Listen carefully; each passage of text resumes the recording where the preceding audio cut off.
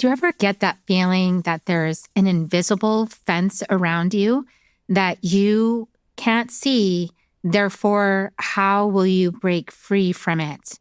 And mature women with decades of spiritual training really feel this. We've been down in the excavation. We have removed the layers. We have seen the things. We have had the revelations. We have changed. We have transformed. We have alchemized. And then we still feel that invisible fence. What do we do about that?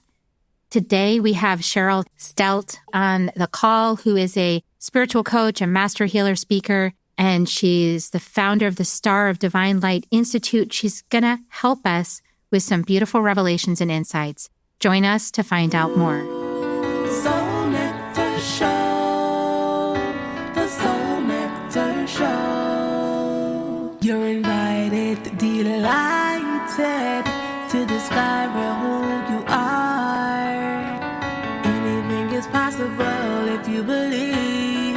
So join us on this beautiful journey. Soul Nectar Show. Soul Nectar Show. Well, hello and welcome everybody to another episode of Soul Nectar Show, that show where we dive into all things essence, where we gather around the campfire like our ancestors before us, and we share those stories that brought us such great wisdom through our life experiences and how we can step forward in even a more beneficial way on the planet at this time.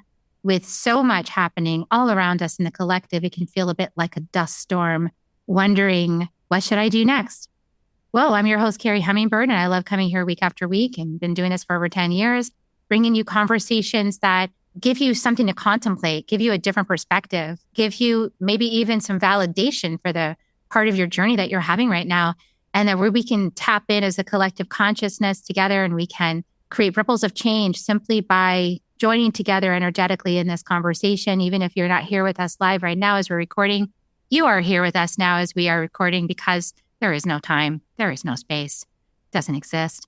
And so you're here with us now, you're hearing these words, you were part of the conversation the whole time, you just maybe didn't know it, didn't realize it at the time, but you are here with us. We feel you, we love you, dear ones. And we know that this is not an easy time on the planet, especially if you're in a female body, especially if you're carrying codes of the matriarchy, especially if you're a mature wise woman. Wow, such opportunity and also such grist for the mill. And this whole life might have felt that way. I remember earlier this week, I was posting on Substack about the feeling of being a woman in the demise of the patriarchy and feeling like I'm lugging this boulder through thick mud that does not want me to succeed up some kind of hill. And at some point I stop and question, why am I doing this? Why am I struggling this way? I don't want this mud and I don't care about the boulder. And really, without those two things, I can walk up the mountain so much easier. And it doesn't really matter if anyone sees me do it or knows that I did it or comes with me on the journey. Although that would be nice, because having companions sure is nice. But there's this feeling of like, we've been rewiring so many codes at such a deep level for probably our entire lifetimes up until now. And not just sleight of hand things that we're rewiring, like who cares, superficial stuff. Oh no, like the deepest things that matter the most. I don't know, like being a mother, like being a mature woman, like being an embodied leader of light. These are all things that are so important at this time. And these are really down to the bones, down to the marrow conversations that many of us have been invested in for our entire lives up until now. And there's moments that you can start to feel like I just described, what the hell am I doing this for? I'm literally slogging through mud, slogging a boulder with me, trying to what? Save the world? I mean, do I really think I can do that? And I would say, yes, together we can, because of course we can and we are, and we have been. And the evidence of that is looking out into the collective and seeing all that's being revealed and exposed. That's the evidence. The evidence is that it's all right in front of our faces and that just about every last human being can't help but to see it now. And that's the evidence of the work that we've been doing. And no, we can't force someone else to wake up. And no, we can't force this whole paradigm to die already, please. We have new things to birth. We have new things to explore while we're still in the body with all this great wisdom we've been cultivating this whole time. And I feel like we could all agree that it's time, it's past time, it's overtime. It's like, Can we get on with it, please? And yet we might still be feeling that there's that tenderness, that desire, that nuance of things to be very precisely intentional as we do release the old and as we step into the new, that we don't overlook anything or don't step any steps, that we don't bypass, but that we really stay true.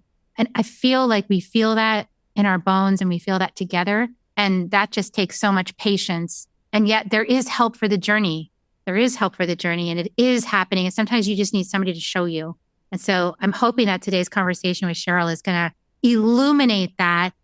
I mean, Cheryl Stelte is with us today. She's a spiritual coach, master healer, speaker, 3-time bestselling author. She's the founder of the Star of Divine Light Institute.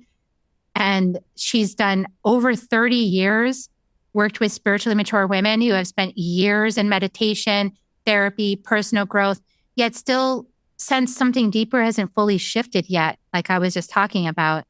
It leads them through profound subconscious and nervous system reprogramming that creates deep shifts that actually last. They don't slide backwards. And I would say there's never really any true backwards. There's only retrograde periods where you get to review things. So we may get those retrograde periods, but we can actually dive deeper into those with somebody like Cheryl. We can excavate that and really get the marrow out of it that we want. And so real breakthroughs, real lasting change. That's what we're after here on Earth. And I know that if you're here with us in this conversation, that's who you are as well. So Cheryl, welcome to the show. With all that said, I just so enjoyed our first conversation. I was just like, yeah, this is my people. We're going to have a great conversation on the show. So exciting. I agree totally. And thank you so much. It really is an honor to be here. We are 2 peas in a pod. There's a lot of pods out there and a lot of peas. And may we all come together and create the lasting change that we all want to experience and become. Yeah. And it's powerful, right? Because what a powerful time on the planet. There's so much opportunity to change things. And again, it also can feel from time to time a bit disorienting, a bit overwhelming, a bit like I've been tussling with this thing for a while. I'm ready for it to be released at last, at long last. We're operating at like deep levels of being, all the way down, like I said, to the bones, to the ancestry. So I know that you've been at this work for a really long time. Can you tell us, the audience, a little bit about yourself and a touch on your journey and how you came to be this person that is really helping the women emerge with their wisdom into the world? Well, like many of us in this field, this was never planned. It was far from planned. But, I just want to say, Carrie, I remember being 3 years old. I have a memory of wanting to know what others felt like inside their bodies. What was it like? And I remember being at a family event, and I know I was so small. I was barely looking above my grandmother's knees, and my grandmother and my mother were sitting together. And I asked my mother how she felt inside. And she said, I feel fine, Cheryl. And I said, no, inside you. What do you feel inside you? And she, didn't want to have the conversation. I feel fine, Cheryl, I told you. And my grandmother said, no, wait a minute. What do you mean, dear? And she tried to understand and they couldn't understand. And I wanted to know later, when I was 5, I wanted to know about God. I wanted to know about the sky and the universe and the cosmos.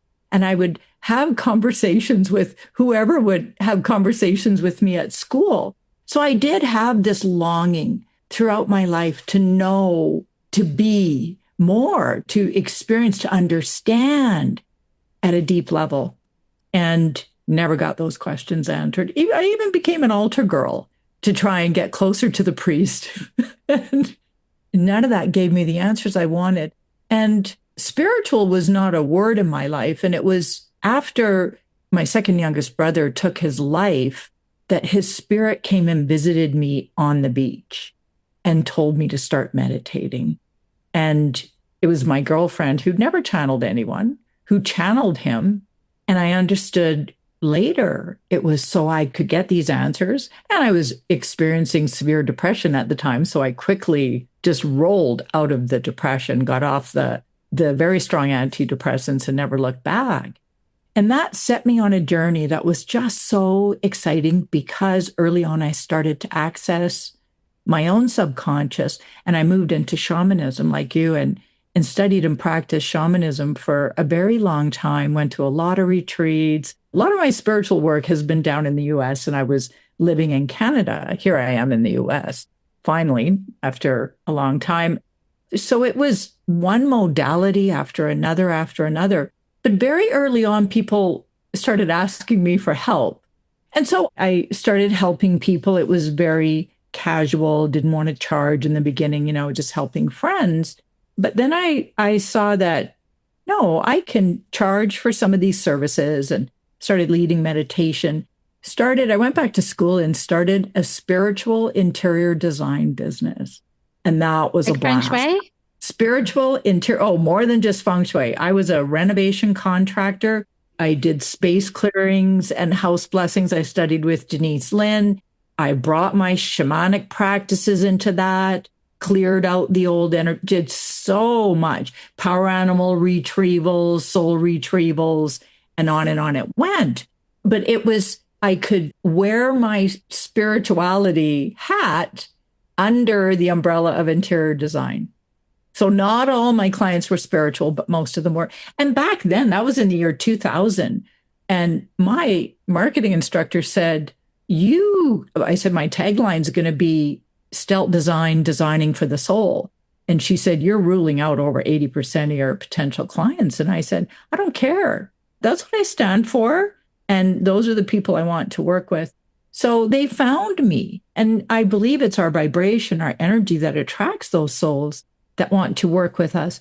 But when I was later led to wear the hat full time and nothing else, not under any guise, I was like, all my imposter syndrome came up, had a meltdown, actually became chronically ill for a little while, and realized, no, I just have to do this and I don't know what it looks like. And so I did. And here I am. What else could I possibly be doing that would be as fulfilling? And being alive at this time is just such a gift. It's absolutely extraordinary. And I get to witness all these women who, like me, had been on a spiritual path and they hit a glass ceiling. They've done so much personal work. And like me, I hit that glass ceiling. Oh, here's the next thing. And just a deeper layer of all the stuff I thought I'd already healed. And we all go through that. Oh, I thought I did that one. It's another layer. And helping them move into true freedom, which is an inner state and a deeper sense of purpose and joy in their lives. Yeah. And I think that at any moment of this journey, you get up against that wall and you're like, I have to go deeper. But it's like you get to go deeper because on the next pass through, right? And the next pass through the excavation even deeper, you realize there's more revelations. There's more openings. There's more embodiment of the truth of ourselves on each one of these layers down, right? But if we get fixated on like some kind of goal, which I feel like is patriarchal programming, then we end up feeling disappointed with ourselves somehow because it's never ending. Well, yeah, we're rewiring thousands of years of patriarchal conditioning in one lifetime. That's a lot. And there's so many layers that we don't even see until something is cleared. It's like this piece has to be cleared first before you even see the next piece, before that becomes apparent to you. So you have to clear like these things in layers so that then you can get down and see the next layer of things that have been hidden the whole time and right in front of your face and you didn't see it. Then you get to clear those. So there is like a process of elimination of these patterns. And then the garden starts to grow in this really different way, which I feel is super exciting to see it starting to grow in my community. So I see it growing and it's like this moment of excitement. Like when you finally realize like the flowers that you planted last spring are finally growing. It's like, oh my God, they're growing. The flowers are growing. And you just knew you planted them in the soil, but now they're starting to like come up and they're flowering. And you're like, look at that. Mulch really does work. And, instead of being like mulch sucks, like I don't want any more mulch.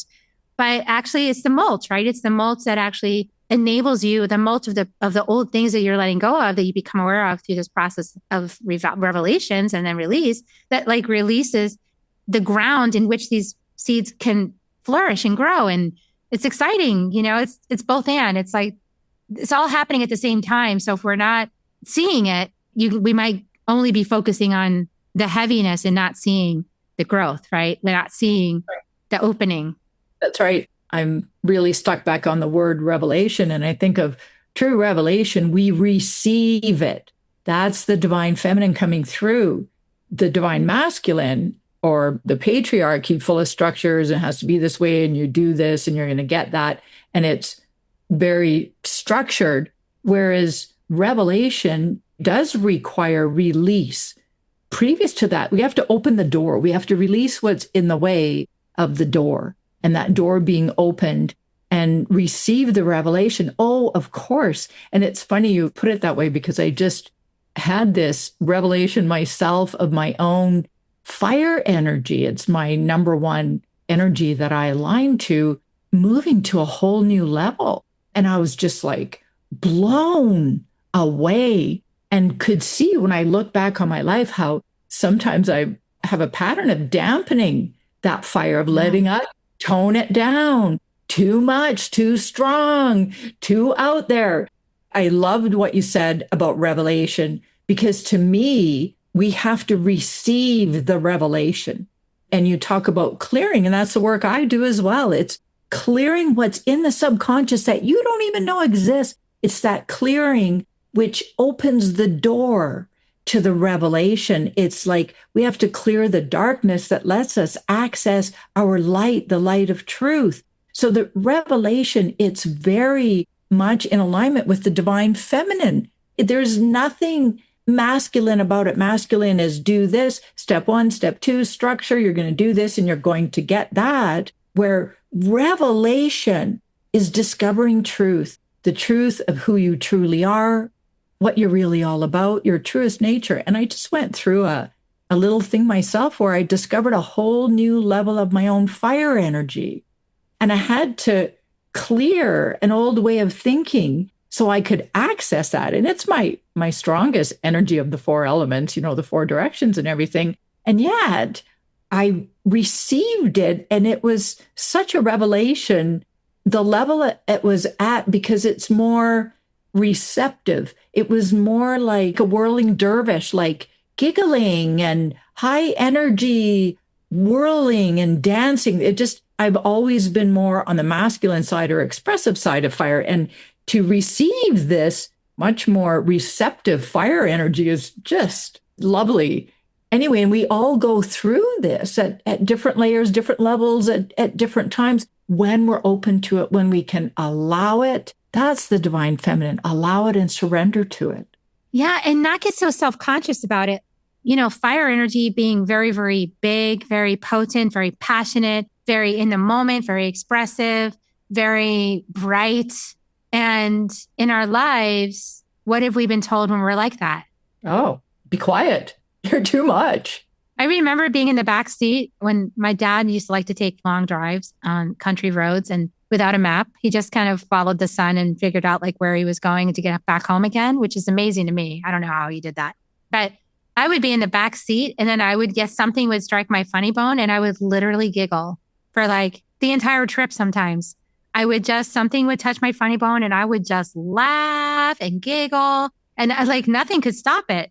And after a while, it's like contagious, because people, they like want it to stop, but it's also so contagious that they want to laugh too, but they don't really know what to do with that energy. Like, what do you do when your child just won't stop giggling? And it's like, so like that energy, I felt like they at once, it was so big, the energy of it, right? It was so big. And at the same time, it was kind of feeling out of control. And so a lot of times masculine energy, no matter what body it's in, wants to like you said, tamp that down and control that, instead of just allowing it to be this effervescent energy that just, like you said, dancing with the fire, that just wants to dance and play and come out. Exactly. And so I think that so much of our conditioning, well, it really doesn't allow us to be who we truly are, who our soul came in here to be. You and I came in with, and I giggled so much as a girl, so much, just always giggling with that. And it's very much the receptive fire energy, which can become very expressive, but it is just a lot of energy. And back in those days, children were, it was, you need to be quiet, sit still. And the way we honor children today, it's so different. It's so different. If you or I were in the back seat today of our modern parents, they would just start giggling with us, right? Yeah. And I remember there's some places where that is not allowed. It's disrespectful. Like we went to go visit my grandma. My mom grew up in Midwest Texas and this little town called Kermit, like little tiny town in the middle of nowhere. And my grandpa worked on the oil fields. My grandmother was really enamored of, the church there. And so she went to church like 5 days a week. So they took me there this one time and I was like a middle school age kind of kid. And something struck my funny bone and I'm literally sitting in there doing my best to keep it quiet, but I can't stop giggling. Like it's just too funny to me what's going on. And I think the energy in there was just like so silly to me, what was happening and what people were saying and how seriously they were taking themselves. And I just couldn't help myself. I wasn't raised in the church, right? So it didn't make any sense to me. And my grandmother was like, shh, shh, shh, like this is completely inappropriate. It's disrespectful, and all this. And I just can't help myself. I'm just laughing because it's hilarious to me what they're doing. And, that didn't go over very well. But basically, I had to leave the space because I couldn't stop myself. It was too funny. So I think that we, that inner part of us knows that something's ridiculous, right? And when we're little children, we know that it's not true. And it's, it's like we can feel the energy of that. And then it starts to come out. But I think that that control paradigm shuts it down because it puts you in trouble for being what you naturally are. It puts you in trouble for just having a natural reaction to whatever's like in front of you. You're just a kid. You don't know any better. You're not trying to be disrespectful. It's like this life is coming through you. This God source energy is coming through you and it's the one that's laughing. And so it's so funny how it gets, then to maintain these illusions or these systems or this control, then in the woman's body, the female gets suppressed. Exactly. And we all have different types of energy, and there are thousands different types of energy. And we all have that conditioning, be quiet, or no, don't say that. That's not appropriate. Or, we light up the fear in our parents. Oh, I'm raising a bad child if he or she does this. So we get all this conditioning that holds us in, that really fences us in. I just walked past a sign the other day on this big electrical thing. In this little corner, it said, "Don't fence me in." I took a picture of it. I thought, that's exactly how we live. We are fenced in. And those fences are coming down. We're really in this period of dismantling all our old ways of being. And it's not always pretty. The release of what's holding us back to be the true expressions of who we are and who we came here to be, what we came here to be, and how we came here to express, it's all coming down. And I believe that the more people engage in releasing those layers, whatever no longer serves them, and to continue to have those revelations, continue to discover the truth of your being, you are doing so much to help others in the world, to help humanity in general.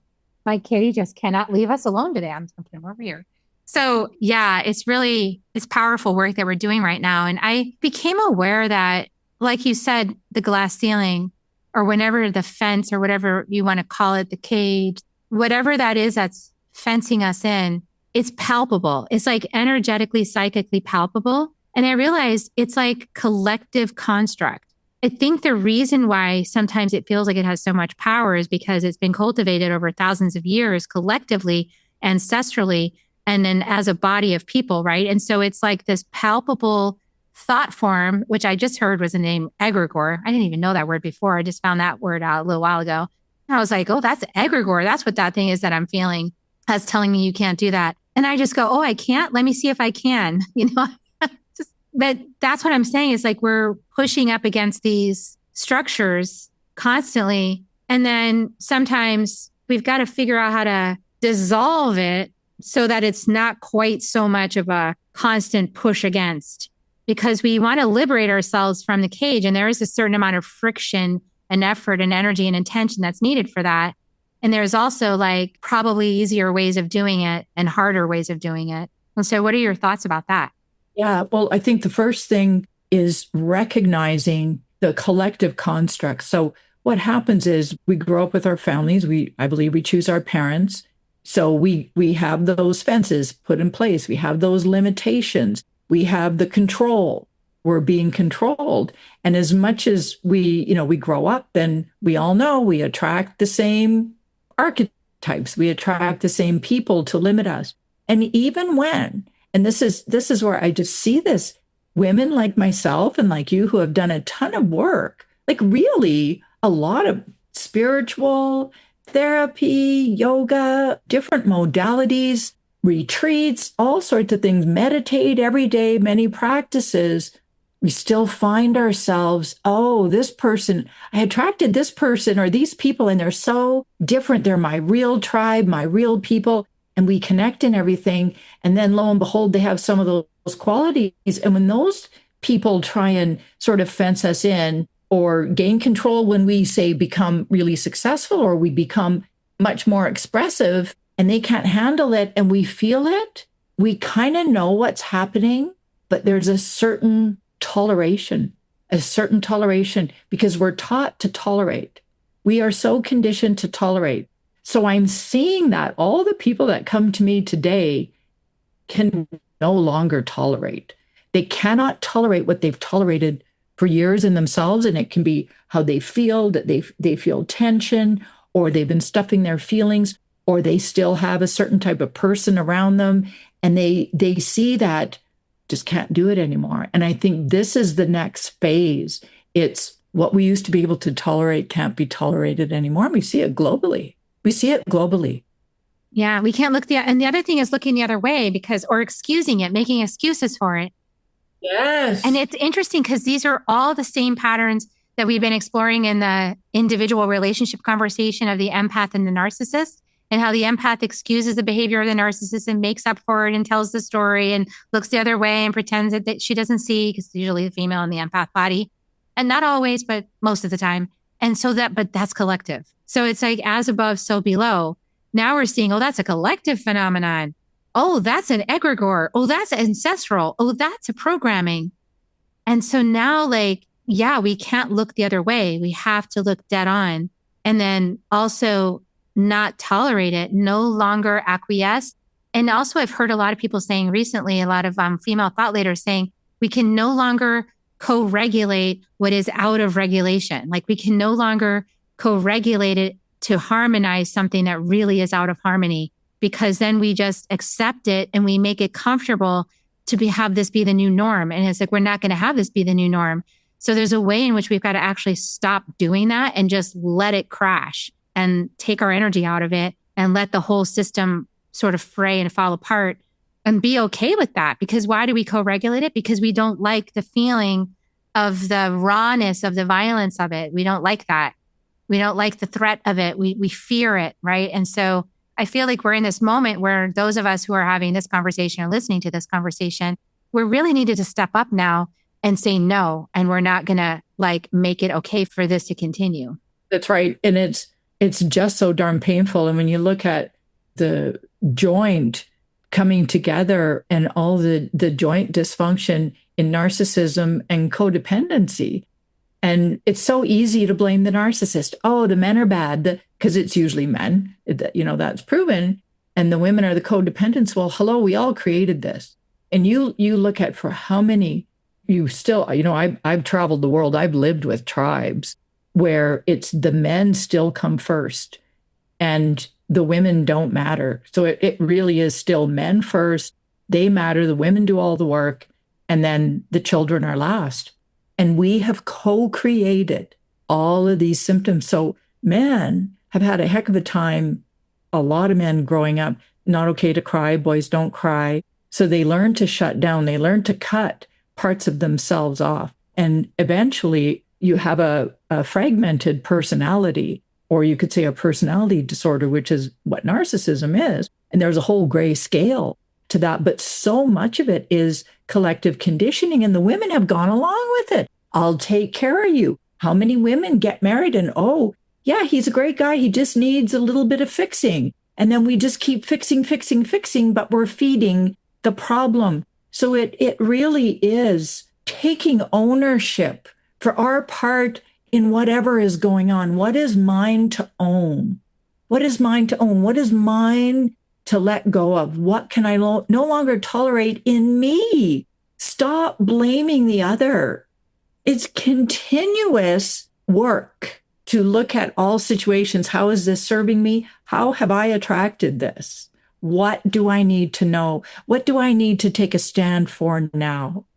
Where in me do I need to love myself a little more, that I can just release all this with love? And as a collective, that we can be who we truly are, what we truly are. And it's divine love and light. And the more we're in presence, in that state, totally present, and seeing and being open to the all, and see that the divine is in the narcissist across the street from you. The divine is in everybody, and connect with them at that level, but own your own stuff and walk your own talk. And that's basically what I help people do. What feels impossible, or you don't even know where to begin or what's next, I help people go into their subconscious so you can access what program is still running, or programs, and release them. And then it's like the realizations just come flowing in, the revelations and the new states of being that you couldn't even imagine. We cannot imagine how great and wonderful we can actually feel. Yeah. And it's on the other side of facing the shadow directly head on and moving into it, like on a daily thing. It's not about bypassing it to get higher vibrations and thinking that if I just maintain a permanent high vibrational state, that everything is going to shift for me in my favor and I'm going to get everything I want. It hasn't worked for me. Maybe it works for somebody out there. But what I notice is that what works for me is actually facing the shadow, feeling it to heal it, getting in my body. And because I noticed so many breakthroughs from that process of exploring the shadows, because breakthroughs are new information. It's like, oh, I was operating a program. Wow, it was called Look the Other Way. Okay, I'm not going to look the other way anymore because that's a program. That's to keep the status quo going. I'm not going to do that anymore because I'm not going to keep the status quo going. I'm not going to support this system. Okay, now that means I need to look, I need to see, I need to feel, I need to heal. Okay, I'm going to do that now. Oh, I'm not going to do anybody else's work but my own. I'm going to stay in my own lane. That was another program where I was fix other people. I'm going to stop doing that. I'm going to stay in my own lane.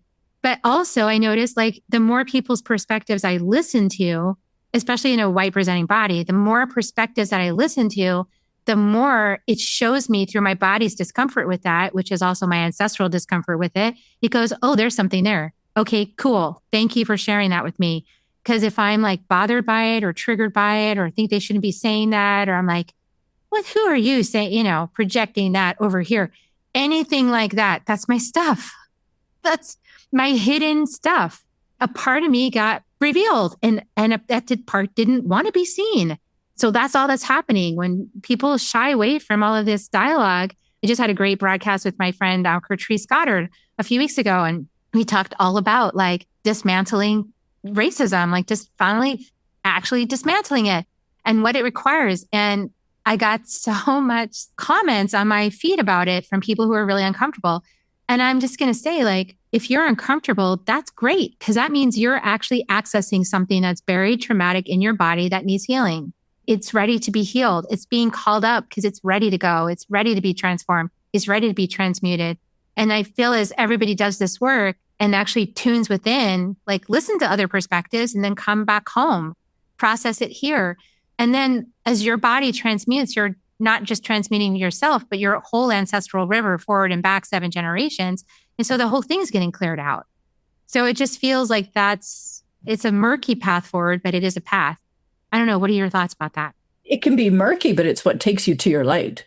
It's what takes you to the joy and a higher level of vitality, and where you can really embrace life in a whole new way. Like I just find that when those, what I call blocks, or those old energy patterns are lifted, you can't help but access the truth of your being. All the old emotions are processed and washed away, which gives you access to love, gives you access to confidence in your truth, and can set you in a whole new direction. So what may definitely feel murky in the beginning, if you stay with it, it'll always lead you to your light and lightness. And I just find that, especially these days, women, mature women who come to see me, their marriages will not stay the same. They will either improve tremendously or they're going to fail. If the marriage was already not healthy in any way, and I've watched this time and time again, so I feel like there should be a disclaimer.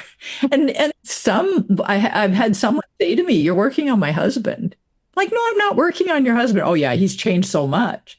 It's like, no, your vibration has changed, so he cannot vibrate at the same level. And that's how the vibration naturally goes up when we're forcing the vibration to rise out of force. We can do that. It's not going to hurt you. It can be beneficial, but doing the deeper work where your vibration goes up naturally, and then you can maintain it. And it's so easy. It is effortless. And you move into your higher states of who you truly are. So that's where the murky, to me, leads to the light and leads to the higher vibration. Yeah. And it's important to learn how to stay the course. And one of the things that we teach in our program is around realizing the strategies that we use, that we cultivated through an uncomfortable way of living that couldn't be budged at the time, right? So like a lot of people have tried to change patriarchy for a long time. And there were time windows where that was just not going to be possible. They were pushing against it, making small changes that then we lose ground on, right? And so there were times when that just wasn't possible. So we developed some coping mechanisms for how to deal with that. And one of them is being a pleaser. Anybody been a pleaser? Just raise your hand. Controller, manipulating everything to try to prevent the argument from happening. Isolator, it's uncomfortable in here, so I'm just going to leave. I can't talk to my family anymore. I just have to, what did Ram Dass say about family and spiritual enlightenment? And then distractor. I don't know, anybody distracted now? There we have an epidemic of distraction on the planet, right? So like these four, and I learned this from Heather Ashamara, one of my mentors, but these four are so powerful. We just focus on that. We can start to see why is it that we keep getting spun out? Because we have done the retreats and we have done the deep work but there's layers. And so you got to constantly be moving yourself to the next place that you're going to expand your awareness, which is going to increase your revelations. And so you might need to study with 5, 6, 7 different people because they've mastered a different piece of the patriarchal puzzle. So what? Who cares? What else are you going to do with your time? Enjoy the discovery process. Go study with Cheryl. Come study with me. Go study with someone else. It doesn't matter. Put your body in places where people are doing deep work and get the wisdom. And so what if you've already done, I've already done this for 30 years. So you're still here. So you're not done yet. So go back to beginner's mind. This is a patriarchal thing. It's like, I should be further than I am right now because I'm this age. I am bumping up against this one so much inside of me. I've been working with it, Cheryl. I should be so much further along because look at what I've done. And I should be right here. And this is ridiculous that I'm still at this point where I feel like I'm 30 years old with my income and blah, blah, blah, and I can just go on. I'm like, oh, there's that program. Okay. Should I be further? I don't know. Should I? Is this the Great Awakening or is this what is it? This isn't going to happen like that, right? It's the process. It's the process. It's the process. And it is doing the deep work. The deep work absolutely takes you higher. And that's where, life becomes unimaginable. What I love about working with people, my main goal is, yes, to help them along their journey and have radical transformation, really radical. They all say, I always ask them, did you ever think you'd become the person you are now in this period of time? And they always say, no, I couldn't imagine this. But it's really, I teach them how to become their own energy worker so that they can continue this, like you and I, continue the process, do the deep work, rise up, and you will always be great. You will be on the journey and you'll be able to look back. Oh, this is where I am now. Look where I was. Look back where you were, and that'll let you know where you are. I love that point. Yeah. I keep all the recordings of all the classes that I teach so people can go back. I said, because there's moments, those moments where the person's like, I don't know that anything is changing and I feel like it's exactly the way it was. I said, okay, go back to class 1 6 months ago and watch it again. And then come back and tell me what you notice. We need those moments, right? Because our brain will fool us into thinking that nothing has changed when literally everything has changed. So yeah, celebrate yourselves is another patriarchal thing. We don't celebrate ourselves enough. Oh gosh, you guys, I could go on and on with Cheryl. Cheryl, you're probably just going to have to come back on the show again another time because we could really, yeah, I love this conversation. Tell us a little bit about how people can get in touch with you, can get a taste of working with you, can find out more about you if they want to explore that. Easiest way to get in touch with me is to click the link for my 3 free meditations, my powerful meditations, and they help you become your own energy worker, access your subconscious. So you just click that link, you're going to get an email from me, and that's the easiest way to connect. You can go to my website, starofdivinelight.com, because you are a star of divine light as well. And there's lots of resources there. And you can find me on Instagram and LinkedIn. Beautiful. So thank you so much for being on the show, Cheryl. This was just a taste of what's possible in connection with Cheryl. Gorgeous conversation and beautiful energy. I hope you guys felt that. We just transformed and highlighted a whole bunch of stuff for revelation. So watch it back and share it out with anybody that you think would benefit from this conversation. In the meantime, we're going to give you kisses. I like to give everybody kisses on the way out, Cheryl. You can join me if you like.